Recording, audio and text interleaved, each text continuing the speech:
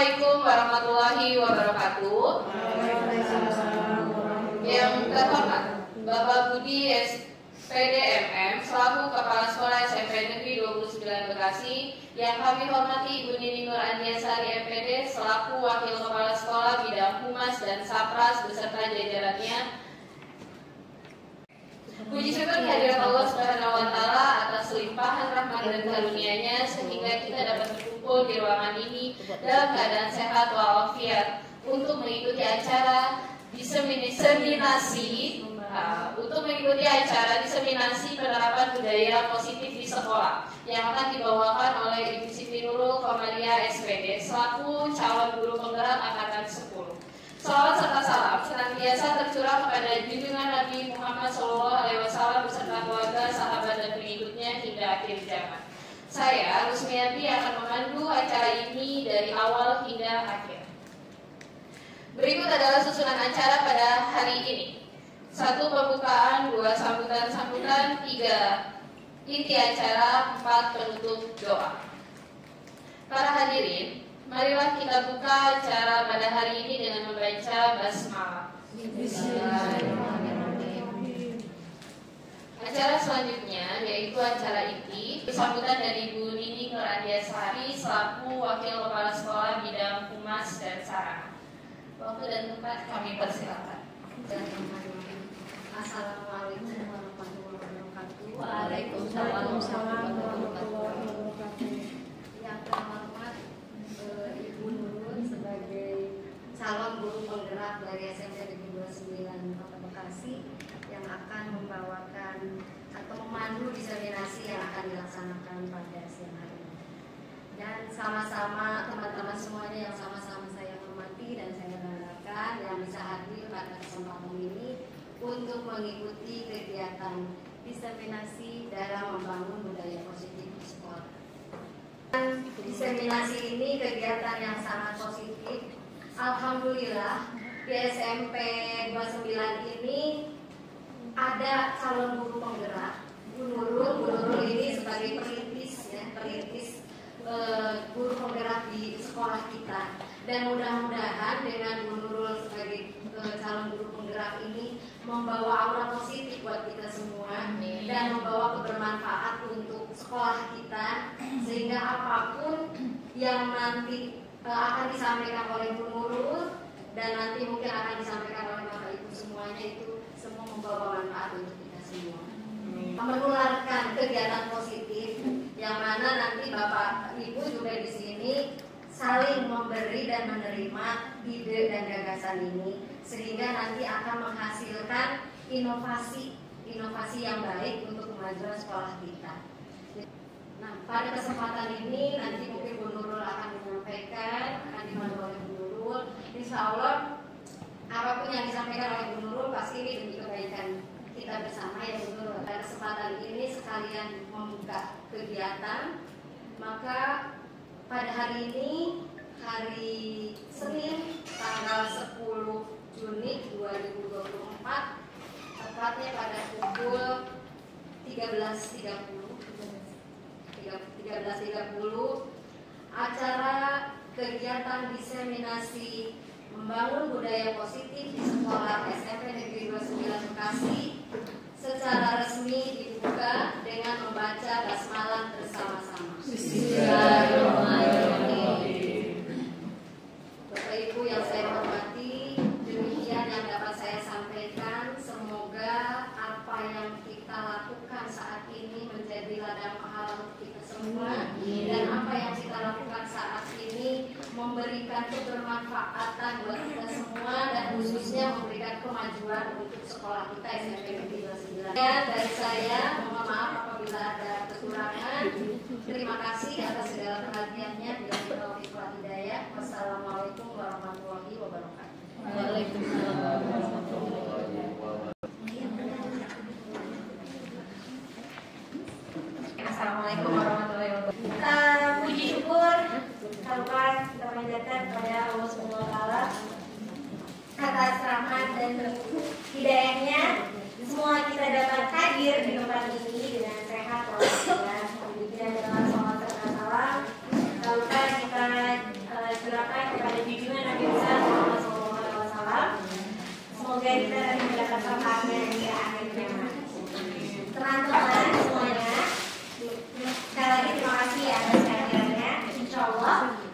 membawa manfaat yang luar biasa untuk kita. Karena sebenarnya ini membangun budaya positif di sekolah. Tadi benar paradigma kita terkait tentang budaya positif. Sudah ada yang tahu apa yang dimaksud dengan budaya positif? Ada yang tahu? Belum. Sebelumnya kita itu dulu yuk. Perkenalkan yang masih Siti Nurholidah dari Purwokerto. Iya. Terus 10 Februari 1988 rumah saya di Jalan Cikunir Raya dan Haji Tajir 1 nomor 33 RW 2 RW 2 Depok Bekasi Selatan. Saya bekerja di SMP Negeri 9 Kota Bekasi. Angkatan CGP angkatan 10. Semoga bermanfaat. Amin. Selanjutnya adalah tujuan kegiatan ini. Jadi tujuan kegiatan ini adalah satu, melakukan pengibasan. Melakukan pengibasan tentang materi budaya positif kepada rekan guru dan staf. Ya, energi dengan semua komponen sekolah untuk menciptakan budaya positif di lingkungan sekolah ya. Nah ini jadi imbasnya adalah, makanya kenapa saya harus mengibaskan? Karena tidak bisa saya melakukan ini sendiri. Jadi saya butuh teman-teman untuk menciptakan budaya positif. Tahu kan budaya positif itu nggak bikin sendirian kan? Harus dengan kolaborasi bersama. Oke, lanjut ya. Nah, tapi sebelumnya biar melek lagi kita senang dulu yuk.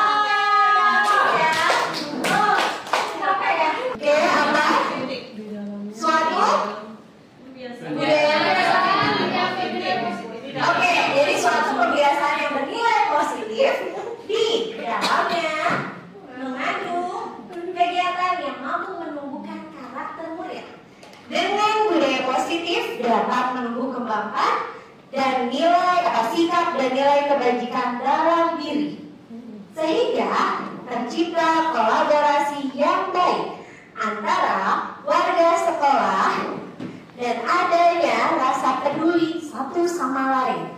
Jadi sudah kebayang belum apa itu budaya positif? Ambil apa dulu? Kebiasaan yang baik. Oke, good. Kebiasaan yang baik. Lalu, nafas masih nafas. Orang nafas apa ya? Jadi itu adalah budaya positif ya, pembiasaan dan nilai positif. Kita udah punya belum sih budaya positif di sekolah? Sudah.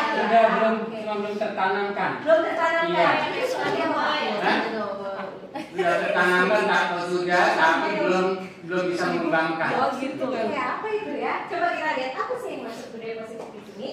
Nah, ini adalah budaya positif. Ada 1, 2, 3, 4, 5, 6. Yang mau kita pelajari ada 6 poin. Yaitu pertama adalah perubahan paradigma stimulus respon. Yang kedua adalah konsep disiplin positif dan motivasi. Ketiga adalah keyakinan kelas. 5 adalah kebutuhan dasar manusia. Yang kelima adalah 5 posisi kontrol. Dan keenam adalah segitiga restitusi. Dari 6 ini mana yang sudah familiar? Gak ada.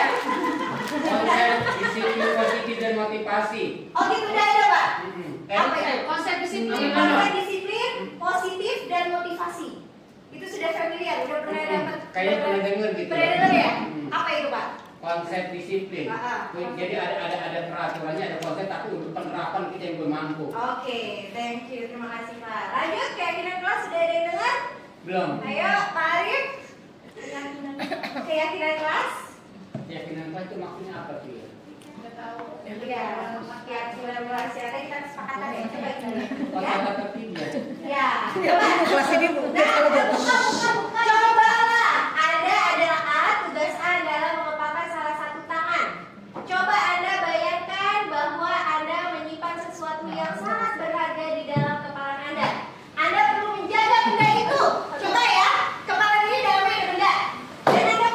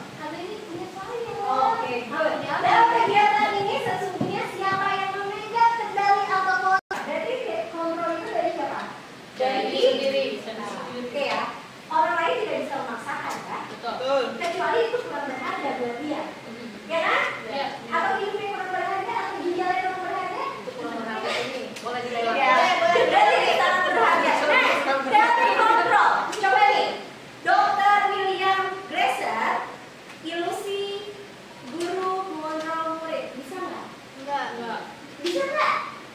Ilusi bahwa semua penguatan positif efektif dan bermanfaat. Semua penguatan positif efektif dan bermanfaat. Coba tadi ilusi guru mengontrol murid, bisa nggak? Bisa nggak? Ayo kamu belajar, bisa nggak? Bisa nggak? Tadi kan aku mau belajar atau enggak? Tergantung dari kondisinya aku butuh atau tidak. Nah, ilusi bahwa kritik membuat orang merasa bersalah dapat menguatkan karakter. Ya nggak? Kritik itu bisa menguatkan karakter. Bisa. Rasa bersalah. Hah? Boleh nggak? Mengapa? Ilusi bahwa orang dewasa memiliki hak untuk memaksa. Bisa nggak? Positif boleh ya. Oke, ya nanti kita lihat apakah itu boleh. Ya, bukan boleh ya, boleh sih boleh. Apakah mengena di dia? Tadi yang teori kontrolnya tadi kan, ayo buka. Nah, menurut kamu penting atau nggak penting ini? Ya kan? Kalau penting buat dia untuk dipaksa belajar, berarti dia akan lakukan. Ya nggak sih? Iya. Oke. Berawal dari sholat juga kan, karena dari paksaan orang dewasa. Nah, iya itu gimana? Karena kan masih anak-anak. Iya kan? Tapi dia paksanaannya atas dasar kesadaran sendiri atau tidak? Oke. Coba yang kesimpulannya berarti apa? Pada dasarnya itu tindakan Pikiran kita terhadap prinsip yang kita pegang teguh tadi ya. Ketika kita berpegang teguh terhadap pendirian untuk tidak membuka kepala, maka kepala kita pun tidak akan terbuka. Tetapi ketika kita berusaha untuk mempengaruhi teman kita untuk membuka kepala, jika tangan kita juga akan sulit untuk mempengaruhi teman kita. Jadi semua keputusan ada pada kontrol kita masing-masing. Itu tadi tergantung, karena semuanya tergantung dari diri sendiri. Dipikirnya Ki Hajar Dewantara. Sekolah sebagai kandang tempat persemaian bibit. Agar bibit bisa berkembang secara maksimal, petani dapat memperbaiki kondisi tanah, memelihara bibit tanaman, memberi pupuk dan air, membasmi ulat-ulat atau jamur-jamur yang mengganggu hidup bibit tanaman dan lain sebagainya. Artinya bahwa sekolah diibaratkan adalah tanah tempat bercocok tanam. Sehingga yang ngapain dia fungsinya? Memberikan pupuk, memberikan air, merawat, menjaga. Dia kita hanya merawat, menjaga dan menuntut tumbuh kembang si bibit agar menjadi apa? Jadi pohon yang sehat, tumbuh sehat dan bisa bermanfaat. Jadi paham teman-teman? Sebenarnya tugas kita itu adalah sebagai petani. Yang murid kita sebagai apa? Tanaman yang harus Ya, siapa yang pupuk? kita petani. Petani ya, gurunya.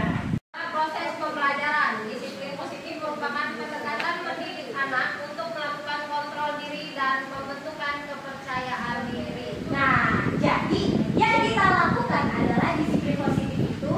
Menurut Bapak Ibu sama nggak sih dengan apa yang kita lakukan selama ini? Nah, ini adalah melakukan kontrol diri. Jadi disiplin positif merupakan pendekatan mendidik anak untuk melakukan kontrol diri dan membentukkan kepercayaan dirinya. Jadi siapa yang memupuk, Pak? Kita. Guru. Oke, ya, kita. Nah, ini adalah disiplin positif adalah proses pembelajaran. Bisa. Kalau Kak Ade, bilangnya gimana? Untuk mewujudkan murid yang merdeka, murid harus memiliki disiplin yang kuat dari dirinya ataupun berasal dari luar dirinya. Adapun definisi merdeka adalah tidak hanya terlepas dari perintah, akan tetapi cakap buat memerintahkan diri sendiri. Oke. Menurut Pak Ade itu ada motivasi luar dan ada motivasi dalam. Tapi yang dimaksud merdeka adalah dia bebas. Ya kan ya? Bebas apa ini tadi? Lepas dari perintah. Perintah, ya. Jadi dia tidak mau diperintah. Tapi harus yang apa tadi? Menyadarkan diri. Jadi dia harus sadar melakukan ini itu karena keinginan dirinya. Soal kita tanamkan bersama. Paham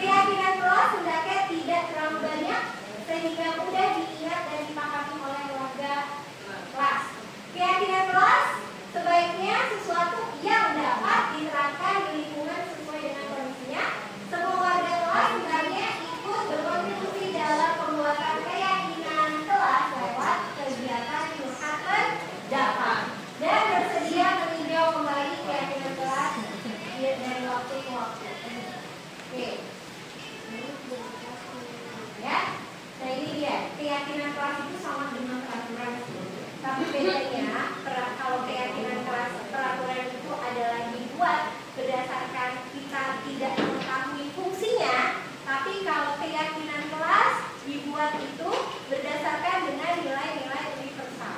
Ini tidak akan saya jabarkan karena panjang banget ya. Mungkin next slide. Oke, lanjut. Ini 5 kebutuhan dasar manusia. Ada 5. Yang pertama adalah self-belonging. Apa? Merasa dicintai dan dimiliki, dihargai. Yang kedua adalah power. Power adalah penguasaan. Yang ketiga ini namanya adalah survival, bertahan hidup. Yang keempat ini adalah fun, kesenangan. Yang kelima adalah freedom, kebebasan. Nah, ini adalah dasar dari pembuatan keyakinan kelas bahwa kita harus mengetahui dulu bahwa anak itu, kita manusia memiliki 5 kebutuhan dasar yang harus dipenuhi. Kalau 5 kebutuhan dasar itu tidak dipenuhi, sebagai guru tidak memenuhi kebutuhan dasar murid-murid, mereka pasti akan memenuhinya dengan hal baik atau buruk. Makanya saya pernah membuat sebuah angket di kelas 8F. Jadi itu kebutuhan dasarnya apa mereka. Jadi ada yang kebutuhan dasarnya ingin disayang, ingin dihargai. Terus ada yang kebutuhan dasarnya itu adalah kebebasan. Ya, gimana caranya tuh ya? Kita buat keyakinan kelas itu harus mencakup dari 5 kebutuhan itu harus terpenuhi.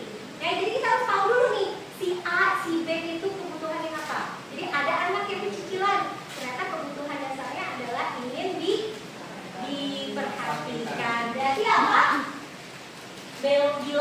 Belonging, ingin dicintai. Ada juga yang apa tadi? Power, kekuasaan. Itu adalah keinginan, ya. Kebutuhan bertahan hidup, survival. Ya, kebutuhan bersifat psikologi yang bertahan hidup, misalnya kesehatan, memiliki rumah. Jadi kita harus tahu nih tentang kebutuhan anak. Pokoknya psikologis sebetulnya berarti kebutuhan akan perasaan aman. Ya, itu adalah dari survival. Saya harus bertahan di desa terus. Gimana caranya? Dari survival. Ya kan ya? Saya harus bertahan hidup nih. Harus gimana? Harus makan, harus minum. Ya kan? Lanjut. Ini cinta dan kasih sayang, kebutuhan untuk diterima. Kebutuhan untuk dicintai memiliki meliputi kebutuhan akan hubungan dan koneksi sosial, kebutuhan untuk memberikan, menerima kasih sayang, dan kebutuhan untuk merasa bagian dari suatu kelompok. Ya, kebutuhan ini juga meliputi keinginan untuk tetap terhubung dengan orang lain seperti teman, keluarga, pasangan hidup, teman kerja, binatang peliharaan, dan kelompok. Nah ya, Bapak Ibu kebutuhannya ini enggak? Aku tuh kalau nggak ada teman tuh nggak bisa. Ada nggak yang kayak gitu? Ada kan? Berarti kebutuhan Bapak Ibu adalah cinta dan kasih sayang. Tapi ada cuek aja, aku nggak punya teman, biarin aja. Berarti kebutuhannya tidak itu. Ya? Oke. Ya, jadi kita harus tahu juga anak kita itu gimana. Nah, penguasaan. Nah, ini adalah kebutuhan pengakuan atas kemampuan.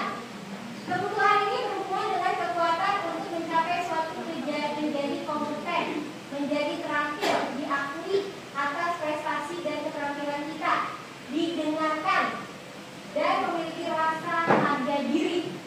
Kebutuhan ini meliputi keinginan untuk dianggap berharga, bisa membuat perbedaan, bisa membuat pencapaian kompeten diakui, dihormati.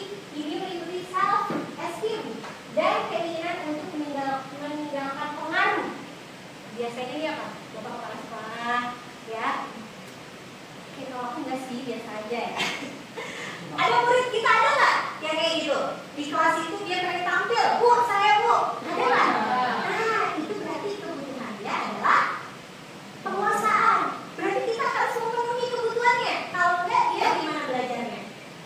Nggak semangat. Jadi ini berpengaruh sama motivasi dia belajar di dalam kelas. Motivasi dia untuk menaati kesepakatan atau tidak. Karena itu ya. Jadi kita harus tahu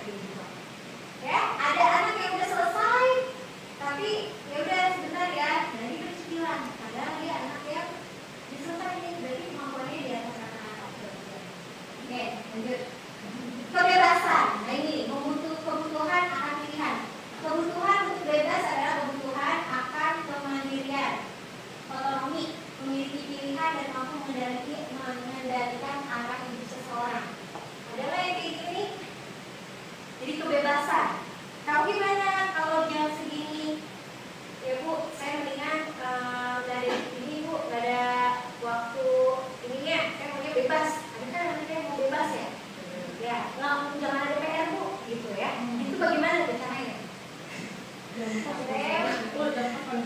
senang banget dengan jangkos. Tapi ada juga anak yang nggak senang jangkos ya. Ada yang beda kayak Rangga tuh. Nah, pas ini gini, kita harus akomodir. Kalau nggak, kasihan dia kan bete. Ya, tidak termotivasi belajar. Nah, selanjutnya kesenangan. Kebutuhan untuk merasa senang, kebutuhan untuk mencari kesenangan, bermain, tertawa. Ini kata-kata menghubungkan kebutuhan akan kesenangan dengan belajar. Nah, ini adalah kesenangan. Yang saya ini gimana? Kebutuhan kesenangan. Aku senang banget nih bisa berlari-lari sama teman-teman, ya kan? Nah, aku senang banget main game. Nah, itu tuh kayak Adi kan, senang main game. Nah, itu juga harus kita lalui. Aku mau lihat juga tuh gimana caranya. Ya Pak? Jadi ada anak yang kecicilan, ada yang ini. Nah, ibu bapak tahu kamu suka bermain, tapi kamu harus tahu juga waktunya di mana. Nah, ya, gitu. Ini berkaitan dengan kita belajar. 5 posisi kontrol. Lanjut ya, Pak. Sabar ya Pak ya. Sebentar lagi. 5 posisi kontrol. Nah, kalau tadi berkaitan sama kebutuhan ya yang harus diakomodir oleh guru. Sekarang ini adalah posisi kontrol kita sebagai guru untuk mendisiplinkan anak. Gimana sih mendisiplinkan anak? Kadang-kadang kan, apa lagi? Kita ngapain dulu? Kita marahin, ya? Atau kita panggil aja, langsung ke ruang BK. Nah, ini adalah posisi kita nih untuk mendisiplinkan. Kalau tadi posisinya untuk apa? Membuat peraturan. Kalau ini adalah posisinya untuk mendisiplinkan. Kita nomor dulu ya, bentar ya. Nih, yang pertama adalah posisi pemukul.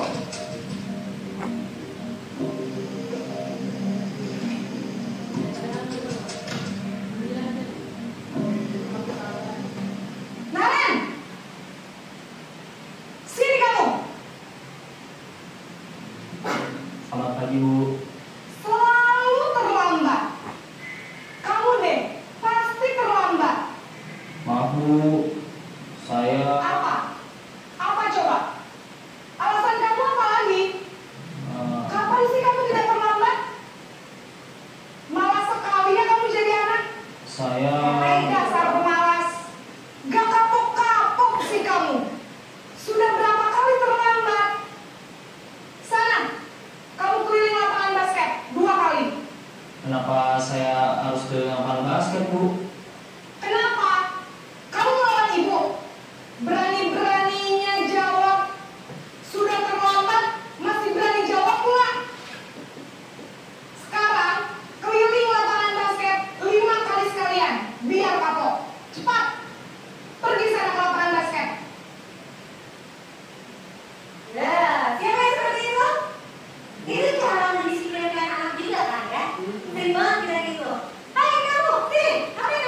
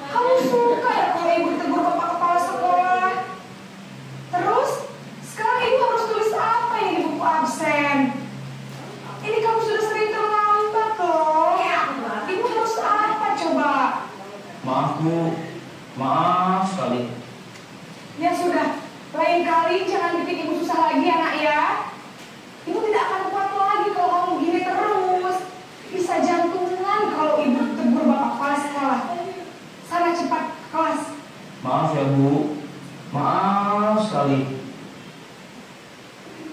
Oke, nah itu tadi apa nih? Mau bantu disiplin positifnya ini nggak berhasil nggak? Enggak. Hah? Kenapa Pak Adam? Karena anak itu apa ya, kalau betul-betul gitu kan enggak berhasil. Nggak berhasil. Kamu ini gimana? Hasil karena mengena di perasaan. Oh, mana ya? Tapi dia dari dalam diri sendiri atau karena kesian sama Karena diri? dia dulu Kalau saya Wiwit terus dia udah pindah tugas nih, atau nggak jadi wali kelasnya, dia masih nggak akan ngelakuin kayak gitu? Gimana? Kan bebas nih. Kalau saya tuh suruh masuk aja, suruh masuk. Ada pelajaran. Oh iya. Berarti itu sebagai apa nih? Sebagai apa? Nih, membuat merasa bersalah, suara cenderung apa nih? Melembut, tenang, namun kata-katanya menyalahkanmu murid karena membuat orang merasa bersalah. Kamu sih kayak gini, kan? Kamu jadi dimarahin. Kita nggak marah sama dia, tapi nyalahin nggak enak nggak? Ya Allah, maaf ya. Ya Allah, besok lagi aku nggak begini deh. Yang ini yang sering ini. Tapi sampai gimana perasaannya? Sampai kapanpun saya merasa tidak enak sama Kak Adam. Ya, aku sih nggak datang. Nah, kan? Guru akan menyatakan hal-hal yang merasa kesalahannya ada pada murid dengan membuat guru menderita. Ya, kamu buat saya gini nih. Nungcal aman. Langsung dampak membuat merasa bersalah. Membuat murid merasa bersalah, identitasnya jadi gagal mereka. Posisi teman nih. Naren lagi. Ini nara rumahnya keluar mulut. Ya. Naren. Astagfirullah. Apa Ibu? Wah, sudah jam berapa ini nak? Terlambat lagi ya saya. Iya Bu, habis guru saya lupa membawakan saya Bu. Kamu malah menyalahkan ibu kamu. Mana nasi bohong? Aku kan larinya paling kencang. Kok terlambat sih? Iya Bu, saya memang terlambat bangun tadi. Jadi biarpun saya lari kencang, tetap gak kekejar Bu. Ya sudah sana. Nanti lain kali larinya lebih kencang lagi ya. Biar gak terlambat lagi. Bikin senang ibu. Demi ibu. Bisa kan?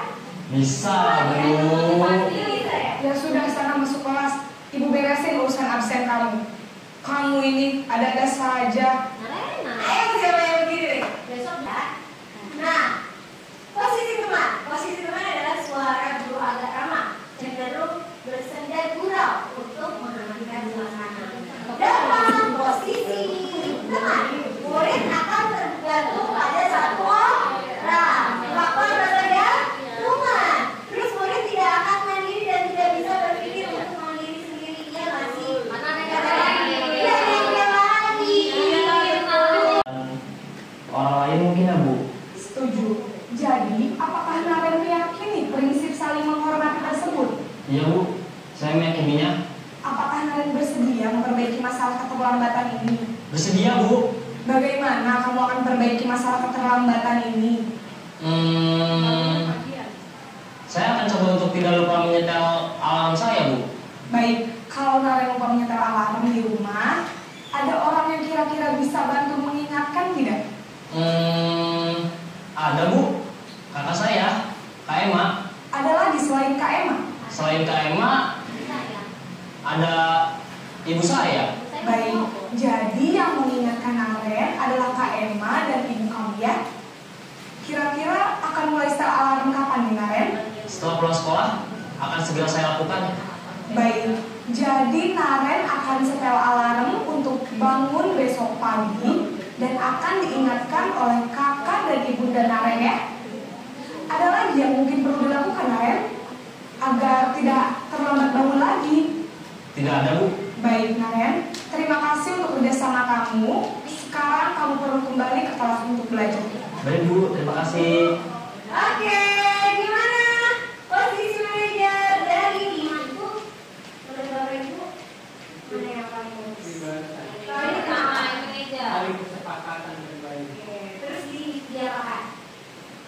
Dikembalikan ke diri sendiri keyakinan diri. Menurut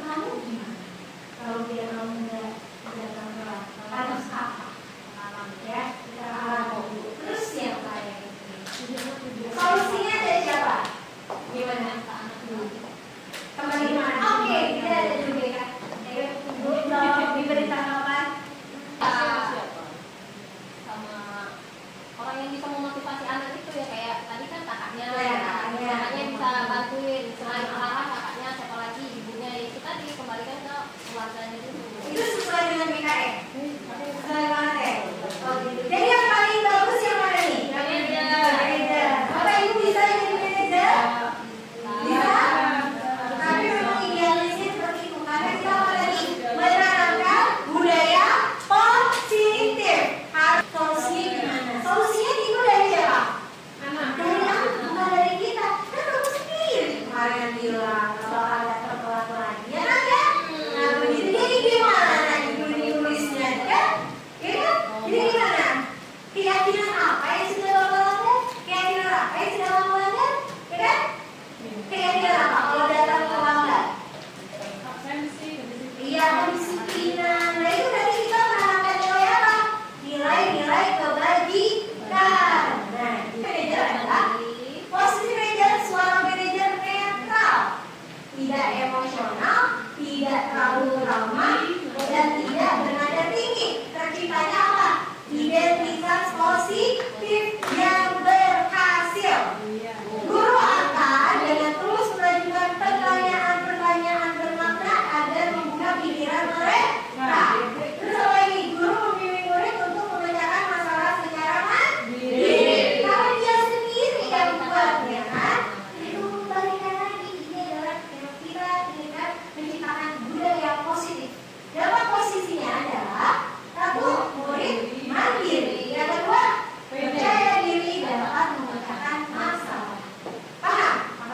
Jadi dia paham. Terus kamu harus gimana dong? Biar kita besok datang pagi kayak gitu ya? Paham Bapak Ibu? Oke, jadi selama ini kita sudah berangkat sebagai guru. Udah dari manajer mana? Kamu bukan manajer sama. Aku posisi pemantau, posisi posisi teman, posisi merasa membuat orang merasa bersalah. Ternyata yang benar adalah posisi apa? Manajer. Ya.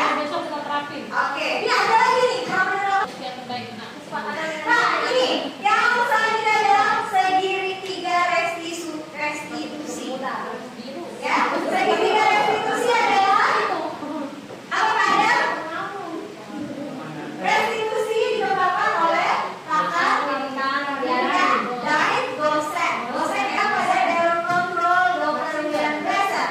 Segitiga restitusi adalah suatu proses dialog yang dijalankan oleh guru atau orang tua agar dapat menghasilkan murid yang mandiri dan bertanggung jawab. Tadi yang si ibu itu lakukan dialognya panjang, ada tahapannya. Yang pertama adalah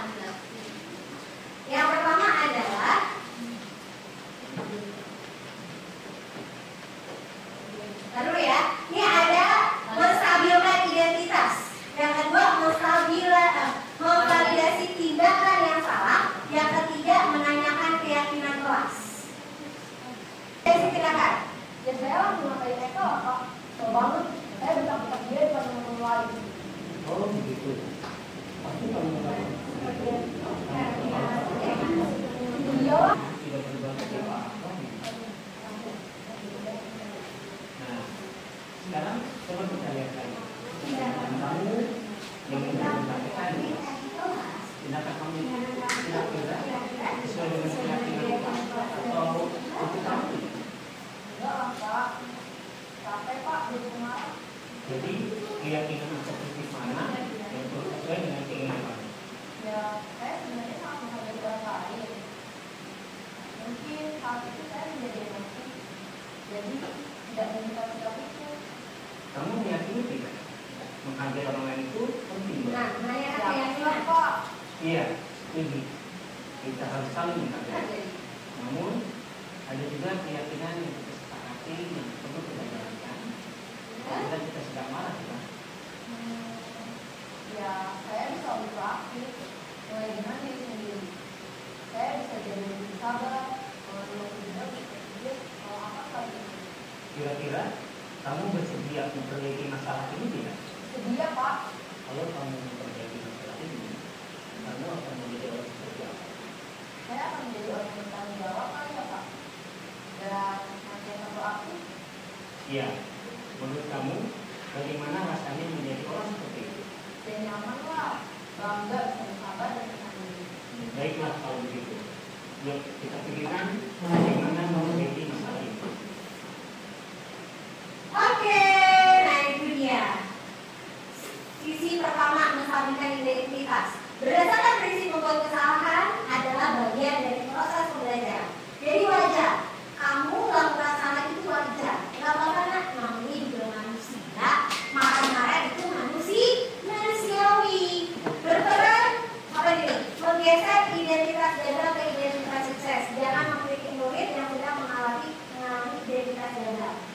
Jadi kalau misalnya dia lagi marah-marah kan dia gagal ya identitasnya ya. Maksudnya dia lagi jadi anak yang tidak baik.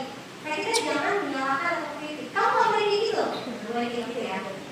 Jadi harus gimana? Oh begitu. Ya udah cerita sama ibu. Oh begitu. Bisa makan. Selanjutnya ada pertanyaan. Membuat kesalahan suatu itu wajar. Manusia tidak ada yang sempurna. Kita kasih tahu nih. Gak apa-apa. Manusia itu tidak ada yang sempurna. Kita bisa memperbaiki masalah ini kok, nak. Ya, kita bisa memperbaiki masalah kamu dengan si Budi. Si terus tadi siapa namanya? Si Yanto ya. Terus saya tidak menanyakan kesalahannya, tapi fokus dalam memperbaiki masalahnya. Ya. Jadi nggak usah kamu kenapa kayak gitu? Apa sih sebabnya? Jangan. Tapi fokus pada memperbaiki masalah ini. Selanjutnya, apakah saat ini kamu tengah menjadi orang yang baik untuk diri kamu sendiri? Kita tanya, menurut kamu marah-marah itu apakah itu menjadi diri kamu yang paling baik? Kayak gitu.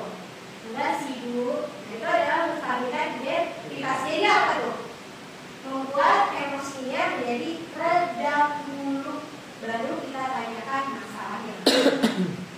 Selanjutnya, posisi yang kedua adalah memvalidasi tindakan yang salah. Satu, berdasarkan prinsip setiap perilaku berupaya memenuhi sesuatu kebutuhan tertentu, guru akan bergeser dari pemikiran stimulus respon menjadi proaktif. Mengendalikan dan mengakui kebutuhan murid ini adalah dapat memperbaiki hubungan dengan murid. Pertanyaan-pertanyaan disampaikan dengan ada suara tidak menghakimi atau memojokkan. Contohnya, kamu bisa saja sih tadi melakukan hal yang lebih parah, ya, seperti memukul Yanto. Tapi kamu tidak melakukannya, bagus sih. Kita dulu, ya, bagus. Terus kamu bukan melakukan tanpa suatu alasan, pasti ada alasannya kan? Kenapa kamu marah-marah? Ya Bu, soalnya si Yanto itu begini-begini.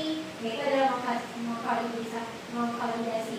Terus kamu melakukan karena mempertahankan sesuatu yang penting bagi kamu kan? Iya Bu, ada di saya. Misalnya, mungkin kamu bisa mempelajari suatu perilaku baru yang lebih efektif. Bersedia nggak kamu pelajarinya? Ya, kalau lagi marah itu apa yang harus dilakukan? Karena menurut kamu benar nggak sih marah-marah itu kepada teman? Benar nggak? Kamu marah-marah sama teman? Menurut kamu itu ada suatu hal yang baik nggak? Ada cara lain nggak? Nah ya, nanti dia jawab ada sih Bu, gimana caranya? Dia menanyakan baik-baik, ya kan? Pasti nanti akan terlalu seperti itu. Tiga, menanyakan keyakinan. Nah, menanyakan keyakinan, teori kontrol ini menanyakan bahwa pada dasarnya kita termotivasi secara empiristik.